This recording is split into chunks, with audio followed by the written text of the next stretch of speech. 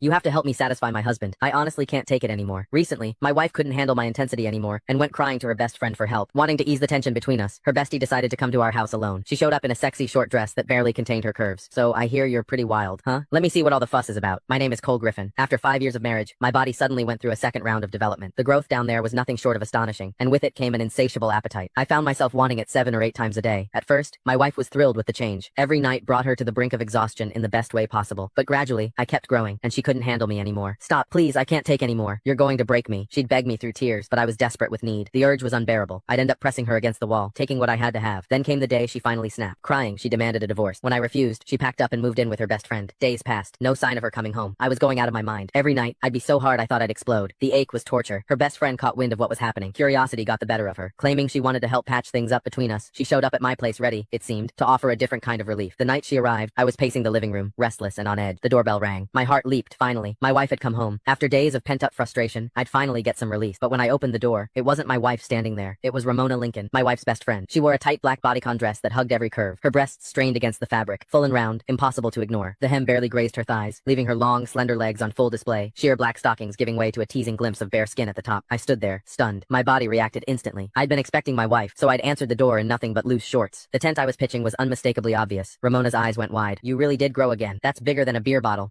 Truth was, Ramona was a woman with unmet needs herself. She was beautiful. Anyone could see that. But she'd married a rich old man. According to my wife, he'd burned through his prime too hard and too fast. Now his body had given out, and he couldn't satisfy her at all. These days, she apparently spent good money on male escorts to fill the void. I motioned her inside. She settled onto the couch, crossing her legs slowly, showing off those red-bottom heels, making damn sure I noticed. So what brings you here, Ramona? I asked, grabbing a glass of water and handing it to her. Where's Rachel? She took a sip, then fixed me with a look. You're the reason. You're like a bull on steroids. Rachel's too scared to come home. I'm here to talk some sense into you. You can't keep going at her like that. She's delicate, for God's sake. No woman could handle a brute like you going full force. As she spoke, her chest rose and fell with each word. Those two magnificent breasts moved hypnotically beneath the thin fabric bigger than my wife's, fuller, and I couldn't tear my eyes away. My pulse hammered in my ears. God, I wanted to touch them. I sighed, settling into the chair across from her. It's not that I'm trying to be rough. It's this second development I can't control it. The urge hits me like a freight train. If I don't, at least once a day, the ache is unbearable. Ramona's eyes sparkled with curiosity.